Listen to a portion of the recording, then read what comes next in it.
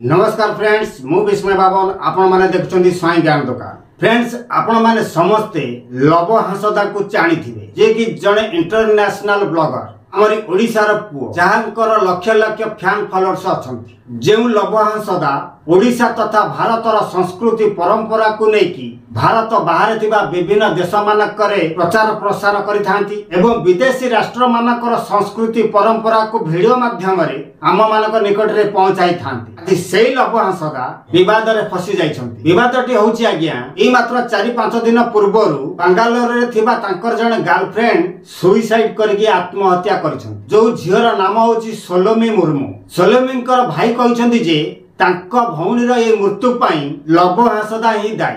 कारण होउची लव हांसदा कुआडे 2-3 वर्ष हेलानी से सोलोमी मुर्मू को भल पाउथिले तांको सहित मध्य एकत्रित रहिछंती किंतु एई किछि दिन हला सोलोमी को ठारू लव हांसदा कुआडे दूरे जाइछंती जोउति पे मानसिक चापग्रस्त होई सोलोमी मुर्मू आत्महत्या करिछंती बोली तांको भाई गणमाध्यम सामना रे प्रकाश करिछंती। घटना घटिबार 5-6 दिन हेई जाइथिले मध्य वर्तमान पर्यंत लव हांसदा कौनसी मुह खोली किछि कहि नाहांती। वर्तमान से केउटी अछंती कोन करछंती ताहा समस्तको अजणा।